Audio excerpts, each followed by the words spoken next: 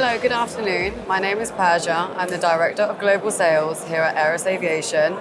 I'm sitting here today at the MRO Dubai with Steve Lyons from International Aircraft Associates. He is the VP of Global Sales and Acquisitions based out of Cardiff in Wales.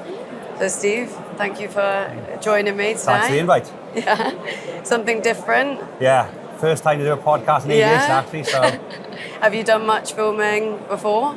I did a little bit younger with rugby and stuff, but nothing of this. Okay. Really, not career-wise. So. Yeah, not in the professional. No, not really. So have to talk a little bit more seriously. I'll try. Try and keep my ADH brain to the back and be no bleepers. Yeah, good. Well, obviously we've known each other for the 8 years of my aviation life from day one for me. So it'd be good to kind of introduce yourself, tell us a little bit about your story and kind of how you got to where you are today.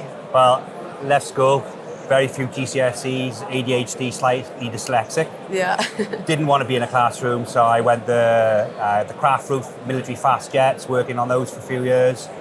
Went on to GE Wales, then to TES with Willis, and went more on the commercial side into the technical. Loved that and slowly progressed or gravitated into a sales role, and I flourished ever since. Been with some great companies, Air Engine Solutions with Tyler Norman. I think I met you when you were at Air. That's right, yeah. It was when Demetrius first started and moved across here. Correct. He was PA at the time. Yes, so, good memory. So then I just gravitated and slowly built up a really good network, great Rolodex, and it's a brilliant industry, and we just deal with friends, and it's fantastic, you know. You're not leaving the industry anytime soon. I could never do it. Was there any points in your career that you thought about exiting out of the aviation sector? I did when I was with the MOD, and it went quiet for a while with the fast jets. I went to Abbey Wood and I was looking after Navy warships for 3 years. Okay. But it was just so agricultural. It wasn't fast. It wasn't dynamic. They were still doing Navy warships, holding up with railway sleepers. There was no finesse. So when I had the opportunity to get back into aviation, and I really can't see me leaving it. Yeah. Oh, absolutely. I think it draws you in straight away. I think once you're in, you are. It's very difficult to leave. I think with a lot of the things, everyone sells their parts at the same price, but it's all about you want to deal and people are easy to deal with, to work with, and there's enough that everyone can have a slice of the cake and make money for their companies without damaging any reputation. It's all about reputations and having good products and good paperwork. For sure. And Aeras Aviation and the companies that you've worked for over the years, we do pretty much the same thing. Yeah. So tell me a little bit about your kind of how you fell into the engine side of the industry. Well, it was strange because obviously I was in GE Wales and I was doing the engine side of things. I went into repossession of aircraft engines, doing the records, and even though I was just doing the technical side of things, I was hearing people saying, "Oh, we need this engine somewhere else." So I was going, "Well, I'll bring the guys back at the base," and they said we can supply this engine to them. And slowly and surely they were just saying, "You've got the way you could speak to people and have a conversation," and it works. You know, I like to try and be a Mr. Fix-It, a win-win for everyone. You know, it can't happen all the time, but if you can help each other, and it's fine. You know, yeah, that's it. You need the people, right? And you need to do business with people that you trust and have. I've had the same phone number for 32 years. Yeah. People pick up the phone and say, "Hey, Steve, I need this part." If I have it, I find it or supply it, and that's what they want. They know that if I provide them with a part, it's going to be the right part they need, and also with the correct traits and good paperwork. I'm not going to handle bad parts and bad paperwork because it wastes your time and my time. You're busy, I'm busy. See what we have. If not, we move on to the next. There's no hard feelings. And you've built a very good network. I mean, not only because of the amount of years that you've worked in the industry, but also because you put yourself out there, you socialise, you go to all the events, and you've even set up the Welsh Aviation Network. Yeah, Can you tell me a little bit about that? That's probably one of my greatest achievements, in all honesty. Yeah. I did it selfishly at first because all the Welsh boys were so close, but we never meet in Wales. We'll meet at these shows, I'll wave hi to them, and we'll pass it. So we started off 4 years ago, 5 of us having dinner, and it just grew on a Thursday afternoon now to 150 people. It's very good. in Cardiff, networking. We do it at cost price, just they buy the dinner. We have a good comedian and a show.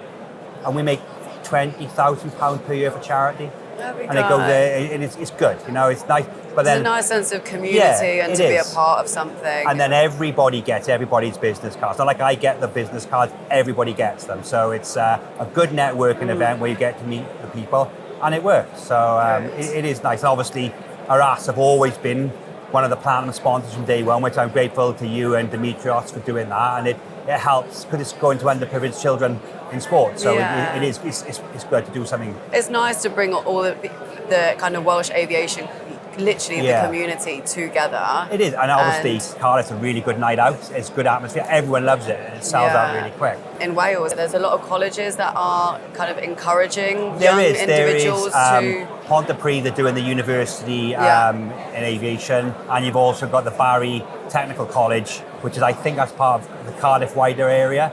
But a lot of these guys, we've all come through from ex-GE Wales, or they've been in British Airways, and it just seems to be they've gravitated to be a big influence. It's a very hotbed there because you've got Airmark there, you've got Ranger, you've got Aero Engine Services, Willis, CFM Materials. Yeah, there's a big hub of aviation guys and ladies. There's not very many engine surplus people around the Heathrow and Gatwick area. There's maybe one or two main ones. Correct. If they're mostly focused on the airframe stuff, but the pure engine people seem to be in South Wales.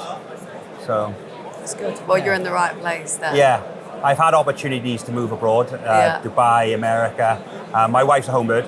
Yeah. So it's like, no, I want to stay here.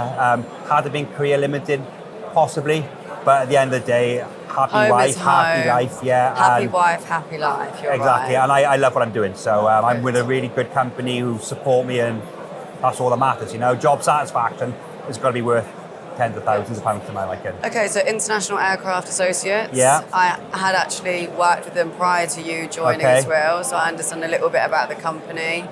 I understand it's their 48th year. Yeah, 48th year in February, March time. So, amazing. So it's been running for a while. Yeah, it's really good. They're, Mitch Weinberg was now our president. He also was one of the founding board members who set up the ASA accreditation. Spent a lot of time with the FAA to see how the records be written, how it needs to be done. So essentially, IA were one of the first people to get accredited to it. So we hold quality and our paperwork the highest standards. Okay. And then when most people see our paperwork, they see our green logo and our banner. It's good. They just say, we know it's going to be good. You know, it's the right standard with bookmarks. You're not turning your head for every page. It's in chronological order, and it makes sense. And how has business been for you in the past kind of 12 months or so? Business is good. We're growing year on year. Yeah. We're a company of 25 people with a 68,000 square foot facility in Miramar, South Florida. It's a struggle to find good engines right now, simply because everybody thinks they can rebuild engines. What is your kind of general business plan? We're strictly end of life. Okay. So we want to find end of life engines that we can tear down. Yeah. Maybe if they've got a half decent module, we'll tear down, we'll remove the module serviceable, sell that.